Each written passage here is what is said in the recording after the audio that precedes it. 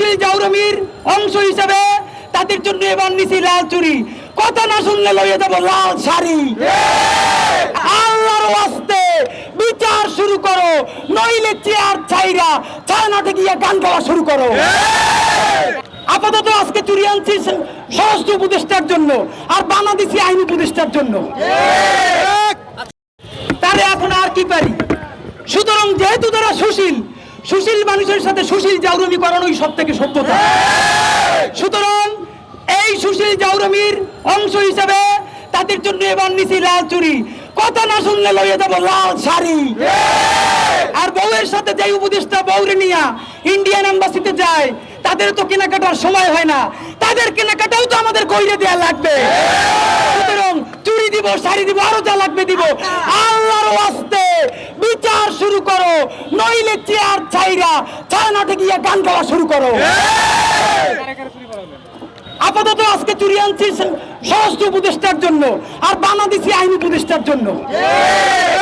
আচ্ছা, কালো সাদা, কালো সবুজ আরো অনেক কালারই তো চুরি আছে, আপনারা কেন লাল চুরিটা বেছে নিলেন? কারণ দুইটা, দূর থেকে লাল কালার বেশি দেখা যায়। স্বরাষ্ট্র উপদেষ্টা তো বৃদ্ধ মানুষ, দূর থেকে অন্য কালার দেখবে না। লাল চুরি দেখে যদি তার মধ্যে একটু বিচারের হাউল দেখে। মনে রাখবেন ভাইয়া, হাসির কথা না, শত শত শহীদের রক্ত লাল, সেই লাল রক্তে রঞ্জিত। যেহেতু পতাকায় ওনাদের হয় না, সেই লাল রক্তে রঞ্জিত চুরিতে যদি ওনাদের হয়, তাই ওনাদের জন্য চুরি নিয়ে এসেছি। 20 ফেব্রুয়ারির মধ্যে বিচারের রূপরেখা ঘোষণা না করে আমাদের সাথে শত শত শহীদ পরিবারের কথা হয়েছে। সরকার সামাল দিতে পারবে না, তাই আজকেও আমরা শহীদ পরিবারকে সাথে আনি নাই।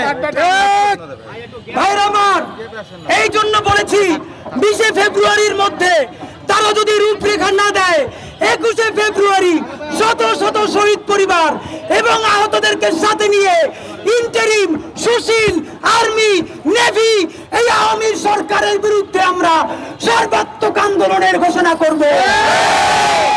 আমরা এখন সচিবালয়ে যেতে চাই, আমরা তাদের সাহায্য চাই। আমরা কোনো মারপিট করতে চাই না। অপশন দুইটা, আমাদেরকে মাইরে সয়ে ফেলবেন, আমরা আপনাদেরকে কিচ্ছু বলবো না।